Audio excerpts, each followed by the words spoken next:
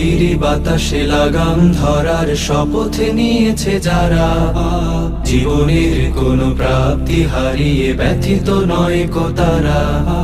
বৈরী বাতাসে লাগাম ধরার শপথ নিয়েছে যারা, জীবনের কোনো প্রাপ্তি হারিয়ে ব্যথিত নয় কো তারা।